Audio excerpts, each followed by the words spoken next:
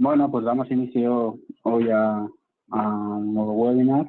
De hecho, yo hace mucho que no hacía uno. Y como se trata de periodo estival, pues hemos pensado en hacer un repaso general de servicios para que no sea denso. Y sobre todo, si podemos sacar alguna duda de las que tengáis, yo iré revisando el chat, pues si tenéis alguna pregunta concreta de los servicios que vamos repasando, o lo que vamos a hacer hoy es que daros una visión general de los servicios que ofrece Azure y explicar un poco el funcionamiento de esto y también a la hora aspectos a tener en cuenta para vosotros a la hora de presupuestar, qué cosas tener en cuenta, qué cosas no, etcétera, etcétera. Pues nada, empezamos por explicar las regiones que hay, que bueno, hay más de 50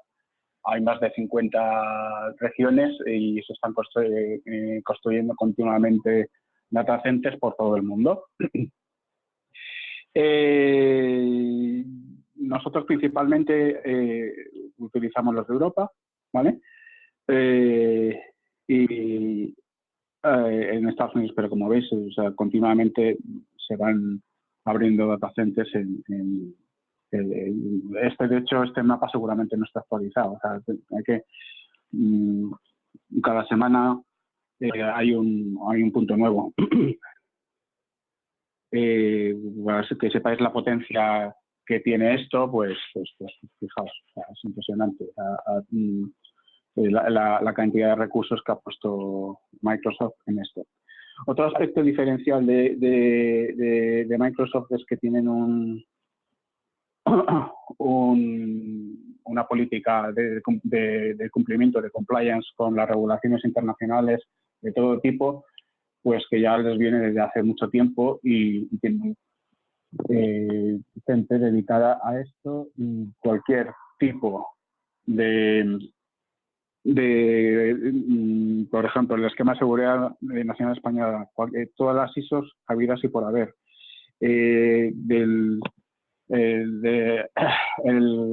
otros o de cualquier organismo que requiera esquemas de seguridad, etcétera, etcétera, entráis en el programa microsoft.com/Trust Center y ahí encontráis, os podéis bajar todo tipo de certificados para que veáis el cumplimiento, SLAs, etcétera, etcétera, etcétera. En esto ya os digo que no tienen competencia, puesto que todas las regulaciones las que van saliendo a nivel mundial las van añadiendo a su esquema de seguridad y de hecho además lo documentan. Vamos a repasar un poco los servicios de Azure. Principalmente, bueno, como sabéis, en Microsoft, bueno, y entre todos los cloud públicos principales, los tres tipos de servicios son SaaS, que es una aplicación como servicio, donde está todo hecho. Por ejemplo, el Office 365 es una aplicación SaaS de Azure. El Dynamics 365 es otra aplicación SaaS de Azure. Si nos vamos a otros fabricantes, por ejemplo, Salesforce es otra aplicación SaaS, no es de Azure en este caso. ServiceNow sería otra aplicación SaaS. Todas estas aplicaciones que nosotros vemos disponibles desde cualquier plataforma, en cualquier lugar, estas son siempre aplicaciones SaaS. PaaS son las aplicaciones donde te ofrecen una plataforma como servicio. Aquí si lo vemos aquí, esto sería a grandes rasgos, porque hay muchos más, la cantidad de servicios PaaS que hay, ¿vale? Por ejemplo, Azure Backup, Site Recovery, almacenamiento, toda la parte de networking. Aquí directamente no es que te ofrecen una plataforma para que con 4 clics o 5, o los que sean, vamos, simplificando mucho la administración de esto, te ofrecen ese servicio.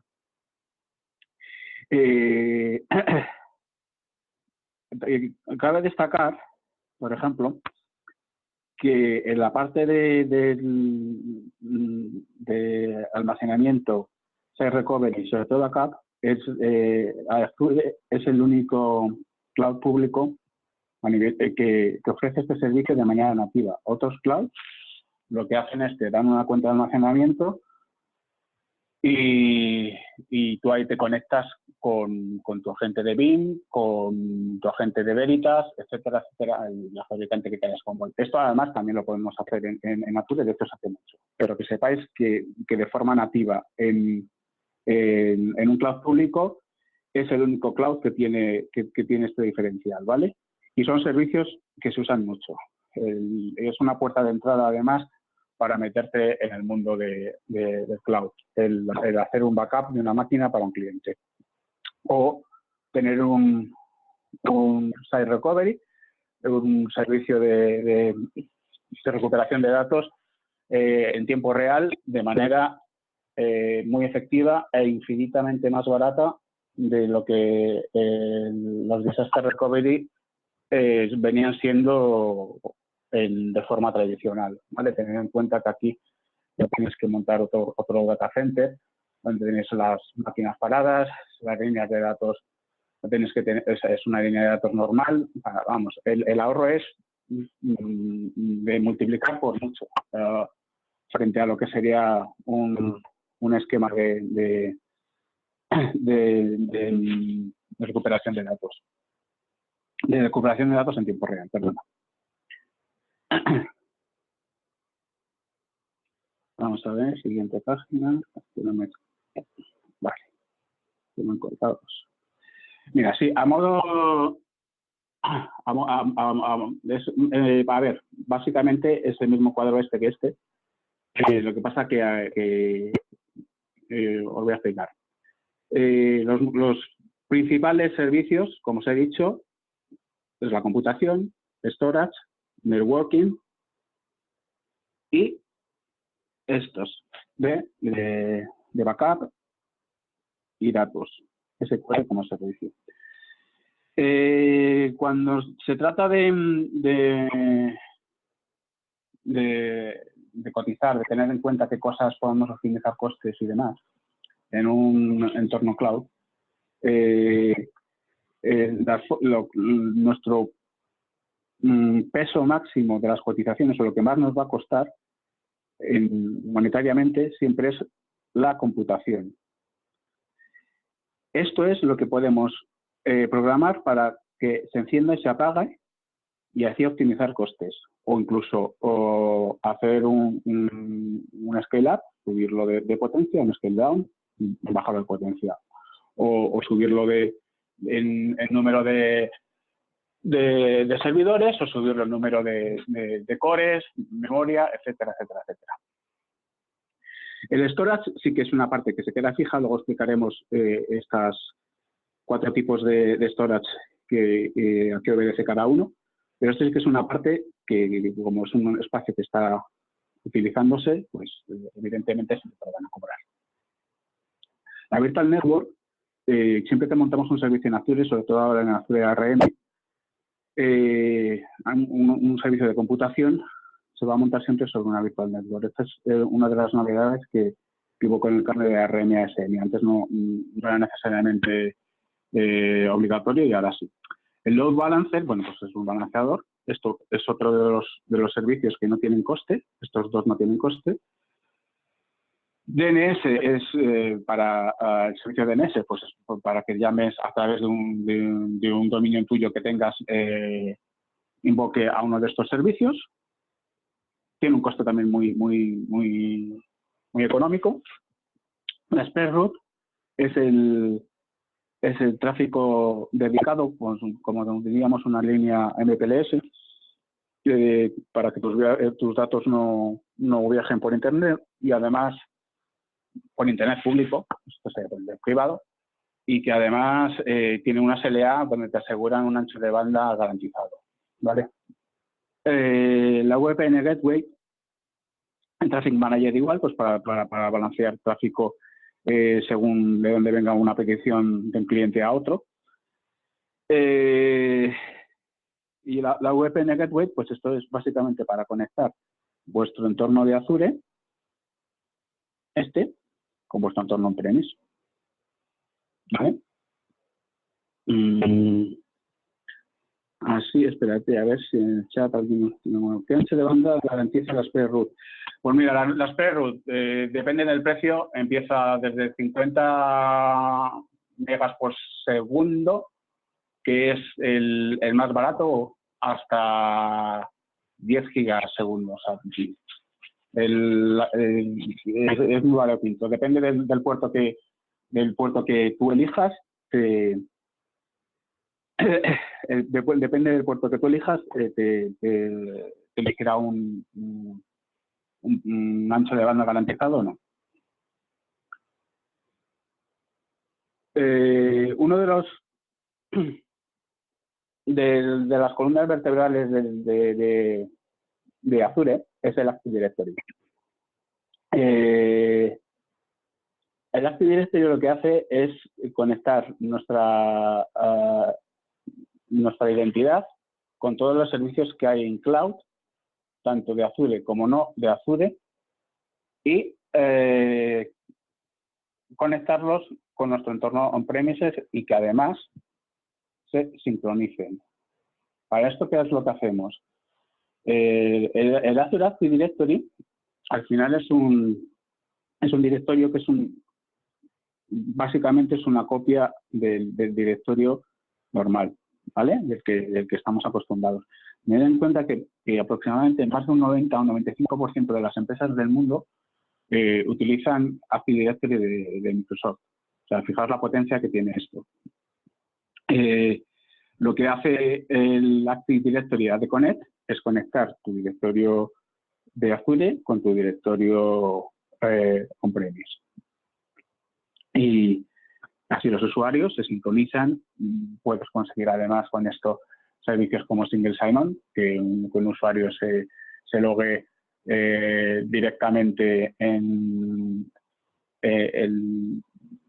cualquier aplicación SaaS, sea o no de Microsoft.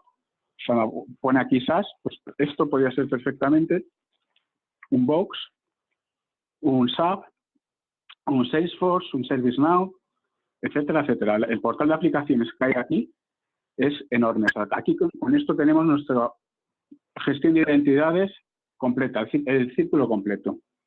Esto es una de las columnas y es uno de los diferenciales, además, que tiene Microsoft frente a otros clouds. Porque vamos a ver, aquí lo que está tan en boga de la inteligencia artificial, la inteligencia artificial, los servicios como web apps, IoT, analítica, etcétera, el pegamento que tiene Microsoft es que los incluye todos con su gestión de identidades y hace que sea una gestión única. También puede ser por componentes individualizados. En cualquier clouder lo puede hacer, pero las soluciones de Microsoft, por ejemplo, de Dynamics 365, una de los diferenciales que tiene es que te incluye la inteligencia artificial, pues como puede ser el reconocimiento facial, la realidad mixta, etcétera, etcétera, integrado como una solución única. No son partes inconexas, sino que esto está todo conectado. Me está diciendo por aquí Elisa que lo pusiera en modo de presentación, pero como tengo que ir a volver, es que si no me quedo perdido.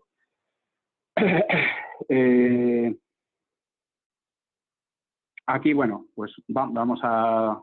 Es un poco repetir lo que hemos dicho. Networking gateways, storage, virtual machine, containers. Esto está ahora tomando mucha relevancia, puesto que para el mundo del desarrollo, para que deje de ser un propietario, lo que se hace es poner microservicios en servicios como Kubernetes y que esa aplicación que tú desarrollas allí te sirva para cualquier plataforma, sea un lenguaje que sea, y eso siempre te va a funcionar. Entonces, esto es uno de los servicios que ahora mismo más se están desarrollando. Vamos a ver, aquí tengo otra pregunta. Es que lo de la maximizar, bueno, a ver, intentaré, no sé cómo la veis de pequeña. Es que tengo que volver para atrás y entonces me quedo perdido. Las redes de Microsoft están todas, las Victor Networks, están todas limitadas a una suscripción y una región. Nunca puede estar una Virtual Network en 2 regiones ni en 2 suscripciones. ¿Vale? Aquí sí que vamos a pasar a modo presentación, porque quiero enseñaros una cosa.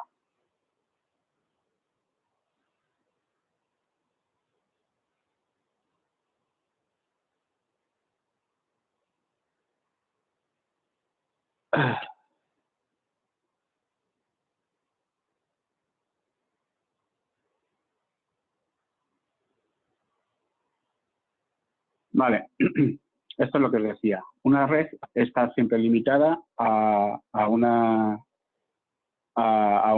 suscripción y a una región. Entonces, ¿qué es lo que se hace para unir esto? Hacer un peering entre ambas regiones. Esto, lo que es el peering, esto sí que tiene coste, ¿vale?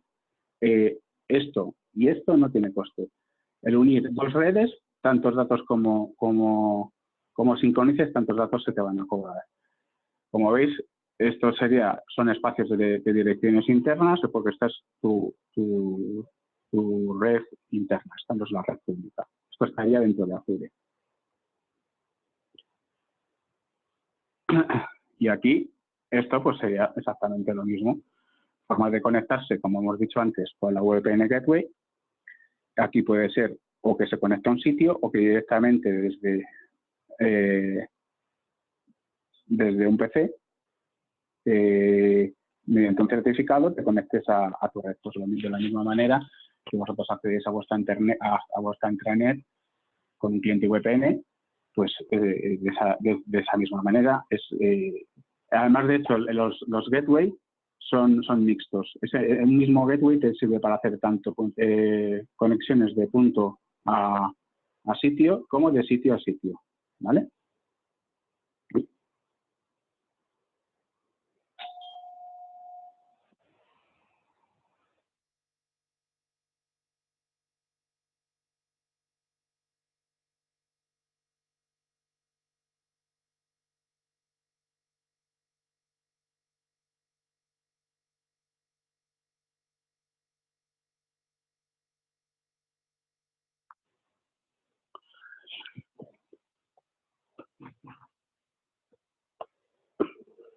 Vamos a ver, tengo que salir del modo presentación. Otra de las cosas que tenemos que tener en cuenta es el tema de en las redes, los conceptos que nosotros conocemos, como es la subnet, la IP address, load balancer y el network security group. La subnet es un concepto que todos conocemos, la IP también, ¿vale? El load balancer, pues, es un concepto que todos conocemos, balancea cargas de una máquina a otra, de una subnet a otra, etcétera, etcétera. Esto no tiene coste, esto no tiene coste, esto solo tiene coste si la mantenemos fijo, la IP address. Y el Network Security Group. ¿Qué es el Network Security Group? Esto sí que es un concepto que os puede sonar nuevo, que es pues un mini firewall que se puede poner o a nivel de máquina o a nivel de subnet o a nivel de suscripción. Lo puedes colocar al nivel que quieras. Estos son los tipos de conexión que tenemos, de lo que habíamos dicho antes, para conectar de punto a sitio, o de sitio a sitio. Pues estas son las maneras de conectar. Desde que te conectes a una IP pública o a una DNS, que para eso no necesitas comprar ningún conector tipo gateway. Un content site, aquí estaríamos en este. Site to site, estaríamos en este estadio. VNet to VNet, sería esto. Y Spread Route, que es la línea dedicada para que nuestros datos no vayan por Internet. Por Internet público. Por Internet van a ir, pero no por Internet público. La Virtual Network, como hemos dicho, es gratuita. El Load Balancer es gratuito. El Gateway es gratuito. No, perdona, el Gateway ya no es gratuito, perdona. Aquí, dependiendo del nivel de servicio que quieras, tienes el básico que te cuesta unos 25 euros al mes, hasta otros que, dependiendo de la potencia que tenga, de throughput, de SLA, pues te vas hasta los 1.000 euros al mes, dependiendo de cómo de grande sea tu entorno y cómo de rendimiento quieras que tengas la experiencia de usuario. Y luego la Spread Route, que tiene un coste. Aquí sí que es importante tener esto en cuenta. Tiene un coste, tanto el que te cobra Microsoft, que Microsoft lo que te va a cobrar es tráfico a este precio por bajar, o también la serie ilimitada, más el ancho de banda que contrates, desde 10 megas hasta 10 gigas, me parece que es. No lo podéis mirar a la calculadora, pero como es una cosa que va continuamente creciendo, pues seguramente el ancho de banda que necesitéis lo cubre más que de sobra. Pasa, evidentemente, cuanto más ancho de banda te garanticen, más caro será el servicio. Y luego siempre tenéis que contactar con un proveedor de servicios, pues como puede ser un Equinix, un Level 3, Certia, Telefónica, Vodafone, Euskaltel, GTT, hay Interxion también ofrece el servicio de Spread Route. Siempre tienes que contactar porque la última milla siempre te la tiene que dar el proveedor de servicios, ¿vale? Espérate, porque aquí tengo aquí otro. Mediante iOS. El dedo mediante iOS entiendo que para conectar un Mac, sí. Sí, puedo bajar, pero se dedico igual. A ver.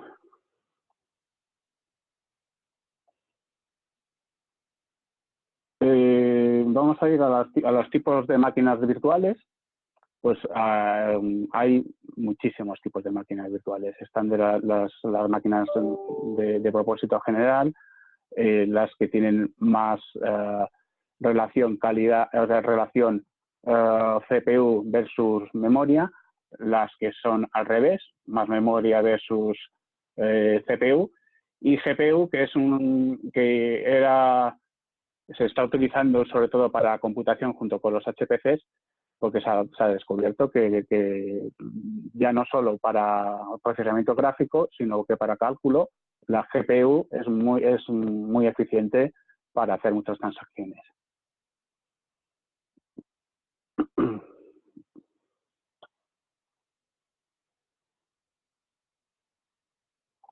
Vamos a volver. Bueno, vamos en cuanto a tipos de almacenamiento. Vamos a ver que directamente los más usados, los que más vamos a usar nosotros, son estos. El blob, que es un almacenamiento desestructurado, ¿vale? Donde hay cualquier tipo de objetos.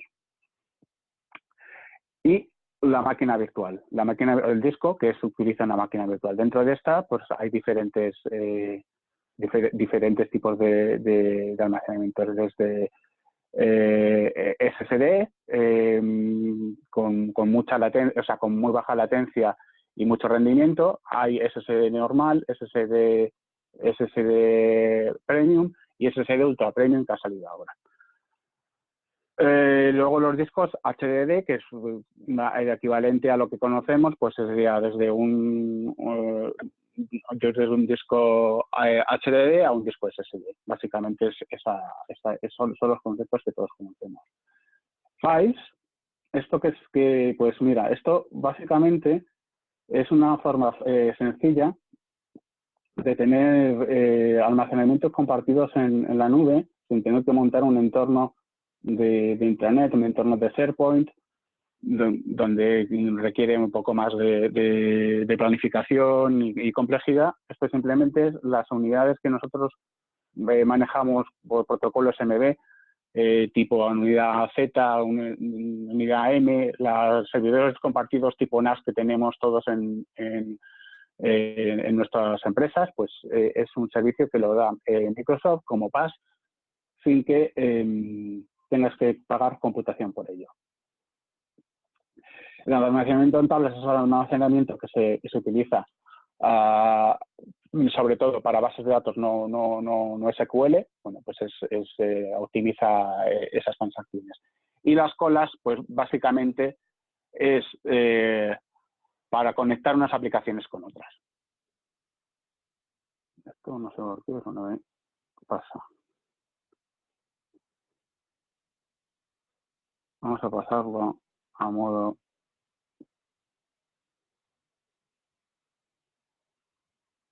para enseñaroslo de manera un poco más visual.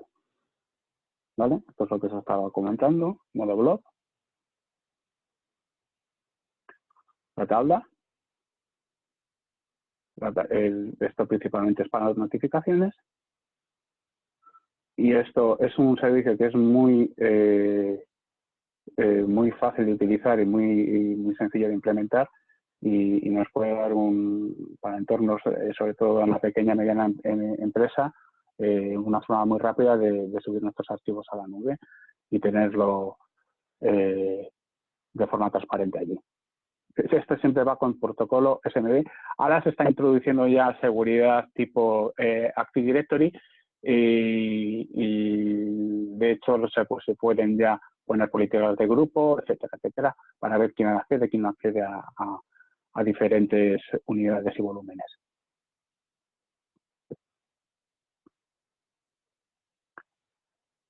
Vale. Esto también es importante saberlo, que son los discos manejados y no manejados.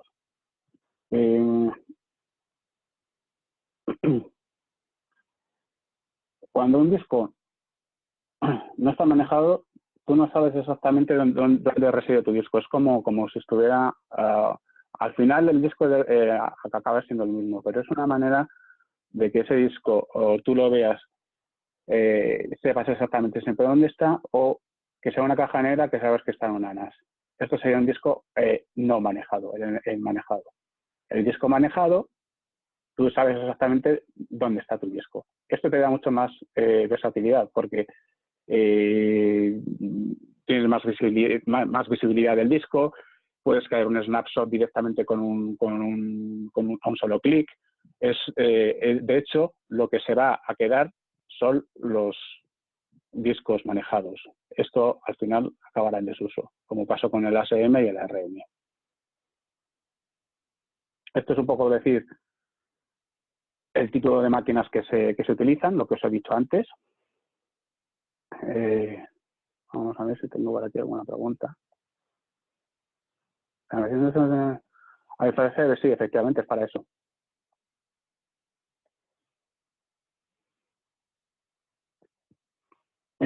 Mira, los entry level, la serie B, ahora mismo se está usando mucho porque tienen un coste muy bajo. ¿Qué características tiene la serie B? Tienen tecnología que lo llaman boostable. Boostable significa que están al 100% del rendimiento un periodo de tiempo. Esto lo miráis, por ejemplo, el B1 solo un 40%, pero claro, estamos hablando de que tienes una máquina de 24 horas encendidas por 10 euros al mes, ¿vale? Y para entornos de Active Directory, etcétera, etcétera, donde la máquina está la mayor parte del tiempo parada, tenéis más que de sobra. O incluso para hay B2, B2M, frente a una B2M, la misma potencia de cálculo. Esta te venía a costar unos 60 euros y esta te viene a costar unos 130. O sea, la diferencia es grande. Entonces, para entornos en los que no necesitáis que el rendimiento sea el 100% del tiempo a full, recomiendo que vayáis a esta serie, puesto que hará vuestras ofertas y vuestros presupuestos mucho más competitivos.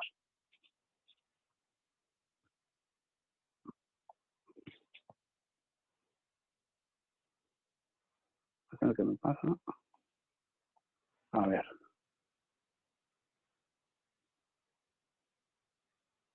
Esto también es una parte muy importante que necesito que me gustaría enfatizar que lo supierais. Cuando nosotros, estos son los tipos de almacenamiento que tenemos, ¿vale? Cuando nosotros ponemos una máquina, aunque esa máquina que elegimos en el marketplace o en la calculadora pone que tiene almacenamiento, ese almacenamiento que aparece es temporal. Entonces tú, tanto el sistema de disco como los datos, siempre vas a tener que añadir un disco, siempre. Siempre. O sea, el almacenamiento que te da una máquina por sí misma es simplemente temporal y es para mejorar la potencia de cálculo, ¿vale? Es caché, básicamente. Esto es lo que hizo el file server, lo que me decían por ahí desde el chat, efectivamente. Que utiliza el relación de files, esto es un servicio PaaS, ¿vale? Esto es un servicio PaaS.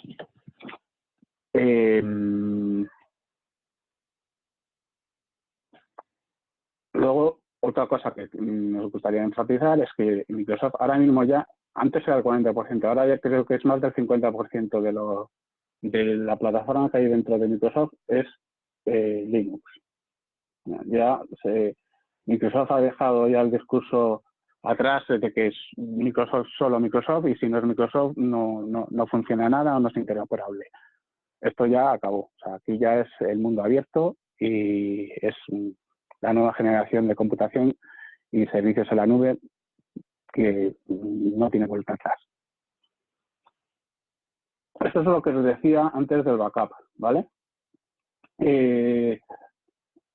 Microsoft es el único clouder que tiene de manera nativa el servicio de backup como PaaS, ¿vale? Los otros clouds públicas lo que tienen son cuentas de almacenamiento donde tú conectas tu servidor de BIM, tu servidor del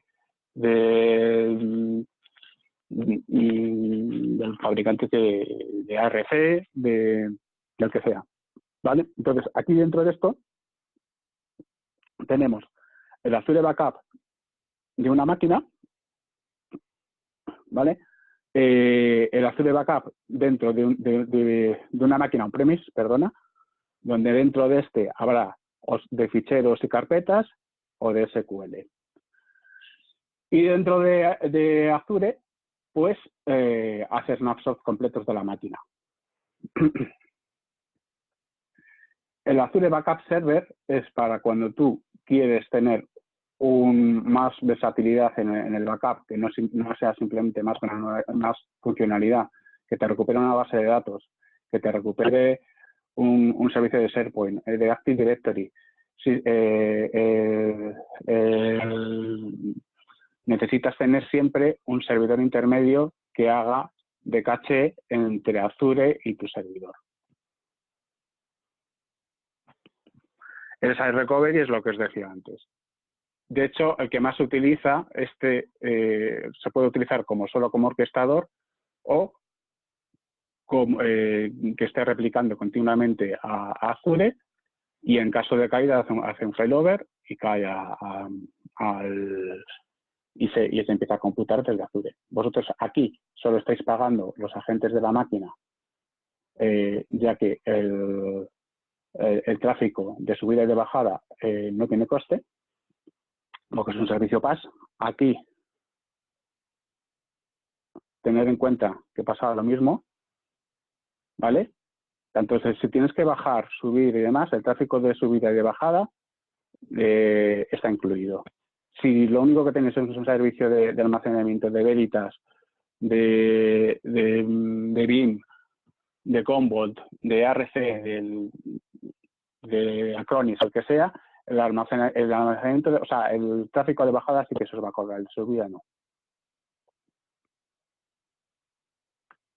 Y esto, bueno, pues son ya tipos de aplicaciones que se ofrecen como PaaS. Una de las más utilizadas principalmente son las web apps, ¿vale? Pues puesto que vivimos en un mundo digital donde todo está en Internet y se optimiza que que por la web, en vez de una máquina virtual, esa función queda alojada en una aplicación web. Mobile apps, pues como dice su nombre, es para que directamente desde un teléfono ejecutes la aplicación. Aquí directamente iOS y Android. API, pues si tú tienes una aplicación y quieres conectar con Microsoft para hacer ciertos servicios de computación, sobre todo de HPC, pues puedes interactuar con API, y con Logic Apps pues exactamente lo mismo.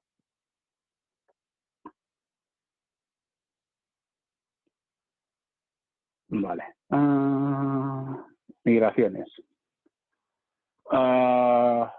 Sabéis que todavía existen ASM to ARM. Hay muchos de vuestros clientes van a tener la plataforma antigua porque a lo mejor se metieron en Azure hace 4 o 5 años y no han tocado la plataforma desde entonces. Cuando se trata de este escenario, hay que migrarlo primero a la tecnología que existe ahora, que es ARM, y de ARM pasarlo a CSP. A CSP porque es de la forma en que vosotros, partners, interactuáis con un cliente y el cliente no paga directamente con su tarjeta de Microsoft, sino que pagáis a través de nosotros. Cuando tengáis un tema de estos que no sepáis cómo abordarlo, cómo hacer una migración, poneros en contacto con nosotros y os ayudaremos en la misma, ¿vale? Esto es el assessment que hacemos para subir un entorno entero a Azure, ¿vale? Se pone un servicio de discovery, se deja en la casa del cliente durante unas 2 o 3 semanas y luego nos devuelve un informe donde nos dice qué posibles incompatibilidades tenemos, cuáles son las luces verdes y las luces rojas para cometer una migración. Esto es un poco el proceso. Tened en cuenta que ya el hecho de poner este agente ya facilita mucho esto ya no solo es un discovery, sino que esto, una vez que tengamos claro cómo vamos a cometer la migración, ya el paso de llevarlo a Azure es muy sencillo, porque ya tenemos nuestras máquinas replicadas en Azure. O sea que esto facilita mucho la migración. Se hace mediante, al final el motor que ocupamos, que usamos para esto es el Site Recovery. Este es el informe que te deja. Y ya vamos a terminar con esto, que es, para que veas lo fácil que es hacer una cotización. ¿Qué entorno normalmente vemos más en el mercado, sobre todo en el mercado de SMB? Pues que tenemos un cliente que tiene una necesidad de una aplicación de negocio que quiere subirla a la nube. Esto lo vais a encontrar muchísimo, es lo que más vais a encontrar como oportunidades de negocio. Esto aparte del backup, pero yo creo que esto más incluso. Pues para esto, ¿qué es lo que hace falta? Esto sería la arquitectura que se monta. Este es nuestro entorno on-premise. el usuario, y esto ya aquí empieza a ser Azure, ¿vale? Capa de identidad, lo que decíamos al principio. Unir nuestro entorno de Azure con nuestro entorno on-premise. Capa de aplicación. Aquí es donde nos sigue nuestro DO, nuestro SAGE, nuestro Weltes Kluber, etcétera, etcétera. Y capa de datos, el SQL. ¿Qué pasa? Que muchas veces en entornos muy pequeños el servidor SQL o el MySQL o el que sea viene embebido dentro del servidor de aplicaciones. Y también una forma, porque hay veces que el servidor de aplicaciones te incluye una licencia pagada de SQL. Entonces la gente no quiere perder ese gasto que ha hecho. Y estos son los elementos como quedarían en Azure para montarlo. Y ya para finalizar ya veréis lo fácil que es montar esto, presupuestar esto y montarlo, incluso que lo podríamos hacer otro día.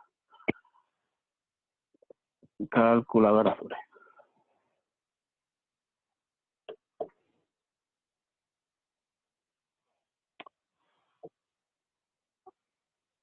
Ya veis que es bastante intuitiva esta calculadora, ¿vale? Elimino. Vale. ¿Cuál es el primer elemento que vamos a poner? La máquina virtual donde reside nuestra aplicación.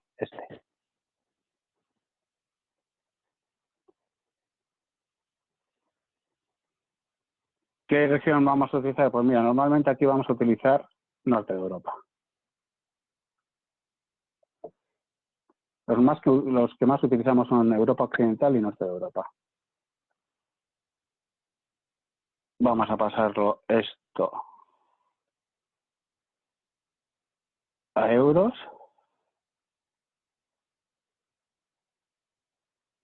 Esto es lo que os decía antes, mira, esta misma máquina, 122 euros, ¿vale? Si no necesitáis que la máquina está continuamente funcionando porque veis que las transacciones no son de uso intensivo, con esta misma potencia de cálculo, pero no siempre va a estar al 100%, la B2MS, vale, a la mitad. Aquí le vamos a añadir un disco de sistema.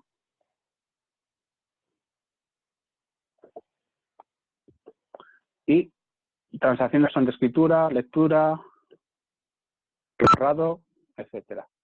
Si utilizamos el almacenamiento premium, ¿vale? Estas que son SSDs, evidentemente el coste es otro, ¿vale? De 128 pasa de 4 a 16, pero no pagas transacciones. Vamos a dejarlo así. Y vamos a poner que añadimos otro disco para datos.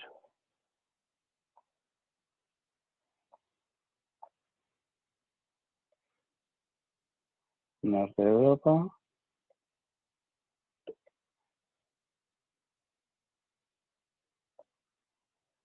Siempre vamos a utilizar este tipo de almacenamiento.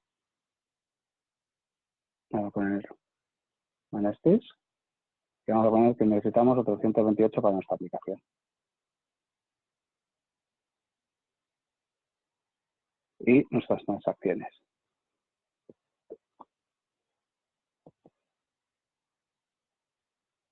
A esto que le vamos a añadir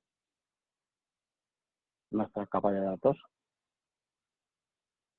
Para eso que vamos a hacer.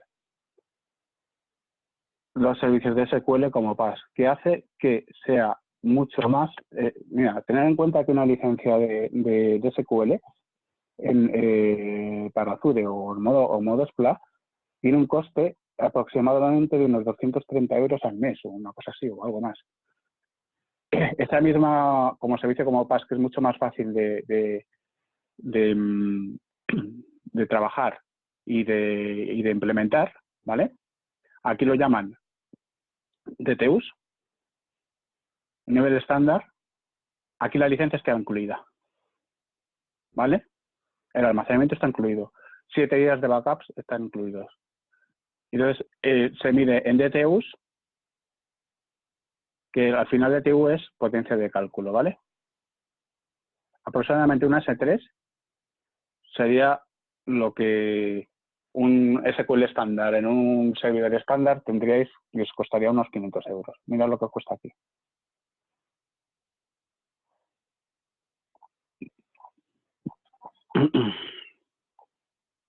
Y, por último, necesitaríamos poner nuestra, si queremos conectarnos a nuestra red local, un ancho de banda y un VPN Gateway.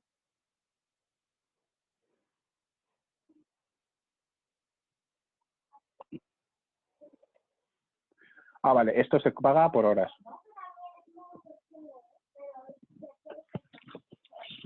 Esto se paga por horas.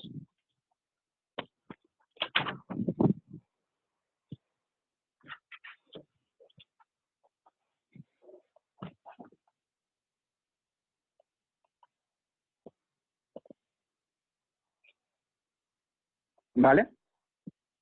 Y el ancho de banda que siempre nos lo van a cobrar.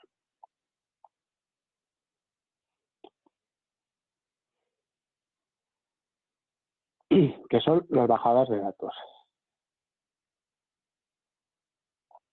A ver, ¿se me ha bajado esto? No, no se me ha puesto.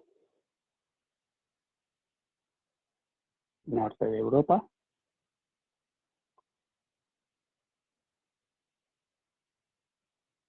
Los 5 primeros gigas son gratuitos. Y a ver, esta es la variable que nunca vamos a poder saber qué uso se le va a dar. Pues lo normal es que para una máquina no sea más de 100 gigas de bajada de datos. Es que tienes una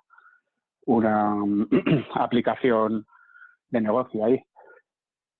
Pero claro, evidentemente, si en ese servidor empiezas a poner ficheros PDF muy grandes que te los descargas y demás, pues esto se va a multiplicar. Pero si es para una aplicación de negocio, no creo que sea mucho más de esto. En nuestra experiencia yo dice que no. Pues ya tenemos hecho nuestra estimación. Aquí lo tenemos. A esto le podemos añadir backup, pero esto es una forma muy sencilla de tener nuestro entorno on cloud completamente hecho. De hecho, la base de datos, aquí está solo bien, se me ha puesto una 124 y para un entorno de estos, con una base pequeña, pues sería más que suficiente. ¿Vale? Una base de datos pequeña. Y yo creo que por hoy, salvo que tenga alguna... ¿Cómo calculas el número de transacciones concretas para hacer cada presupuesto? Por mí, os voy a decir, aproximadamente el número de transacciones, ya digo, que solo se cobra en discos estándar, ¿vale? En los discos premium no se cobran, depende del uso que se le dé. Y básicamente aquí hablamos por experiencia. No son por máquina virtual más de 1 o 2 euros al mes, 3 como mucho, no suelen ser más, ¿vale? Si desde luego tenéis una base de datos de uso intensivo, aparte de que va a tener más rendimiento, en los discos SSD premium no te cobran transacciones de almacenamiento. Y en cuanto a la diferencia entre Europa del Norte y Europa Occidental, Europa del Norte es en Europa del Norte es en Irlanda, la lógica diría que sería al revés, pero bueno, y Europa Occidental es Ámsterdam. Es mucho más barato, bastante más barato Europa del Norte, y la latencia es prácticamente la misma. O sea, que yo os recomiendo que utilicéis Europa del Norte. Y bueno, pues yo creo que con esto, como un repaso rápido a lo que son los servicios principales de Azure, es una vista bastante general de lo que significa. No sé si tenéis alguna pregunta más, o si no, pues lo dejamos aquí, os emplazamos a la siguiente webinar, que será muy interesante y nos haré la de algún compañero. Muchas gracias.